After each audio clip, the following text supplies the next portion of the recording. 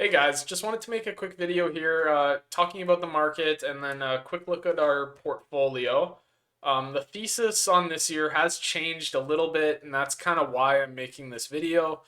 Um, it's been a pretty volatile year, but at the same time, you're in one of the longest sideways actions you've seen in market history, and you're doing it right at the tippity top. So that makes me a little bit nervous. And maybe you just continue in this range here, but I am seeking a little bit more clarity.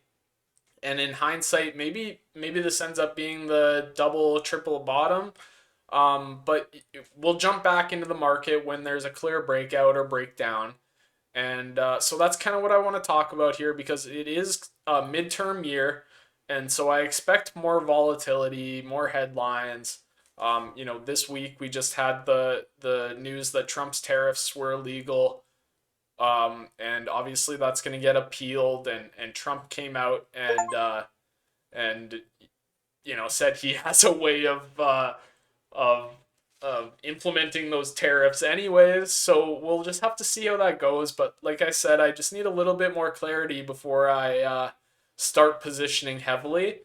And Nvidia earnings on Wednesday, so I think a lot of people are waiting for that. But as we've seen in the market, like good earnings aren't being rewarded right now. A slight miss by Amazon is being punished.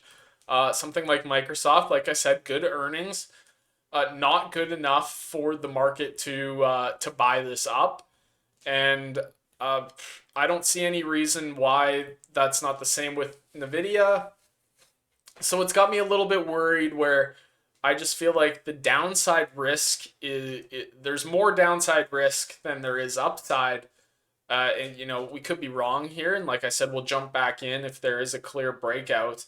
But good earnings just aren't being rewarded. A slight miss could tank the market. And if Nvidia has great earnings, I don't see the market just breaking out to all time highs again. And maybe I'll be wrong, and I would gladly be wrong there, but so that's my stance is we're gonna stay neutral and kind of wait for a little bit more clarity.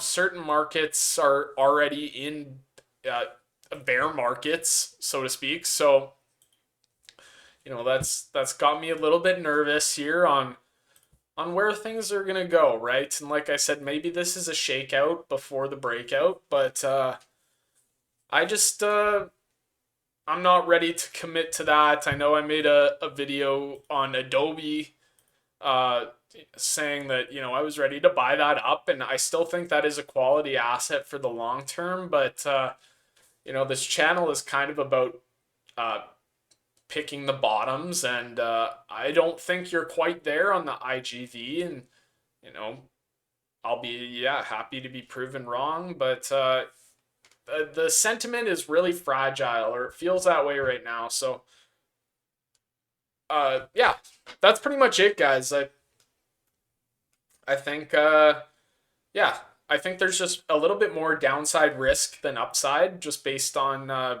good earnings not being rewarded, and that's pretty much the gist of it. Like I said on Wednesday, we're gonna see what happens with Nvidia, and everybody's gonna be watching this one, and like I said, I just haven't seen good earnings being rewarded, so I don't have any reason to think it's going to be any different with Nvidia. And so if they have bad earnings, that's going to be the nail in the coffin. And if they have good earnings, what are we just going to continue trading in this range? Maybe. So yeah, we'll just have to wait and see. And yeah, so that's about it, guys. The should be a pretty short video here. I'm just gonna flash the portfolio at you, and then we'll get out of here. So here it is. So I got rid of some of the risk, or the higher risk assets in it. Chipotle, Supermicro. What else was in there? Adobe, and I bought a little bit of Amazon. I kind of like it at that 200. A little bit under 200 would be great. So we'll see what happens there. But I use Amazon every week, oh, nearly every day because I use Amazon Prime. So this is a company that I'm comfortable holding because I use it, and I don't think it's necessarily that overvalued. You know, it might be a little bit high, but you're paying the premium for Amazon, which is just a really solid company that I believe in. So no Amazon video coming. Don't worry about that. But there you go. We might add to that if we can get it below 200 and Baba. So that's kind of a bit of a gamble on that whole tariff stuff. So you better pray that Trump doesn't embargo China like he kind of I don't know, alluded to in his little in his speech on Friday there. But yeah, Baba has the potential to benefit from this reversal on tariffs, and they have a pretty solid business too. So just a little bit of a gamble there, and I wouldn't recommend that play. Some of you guys know that this is actually a TFSA, so uh, having any options in this is truly regarded. So um, that's all I have to say on that.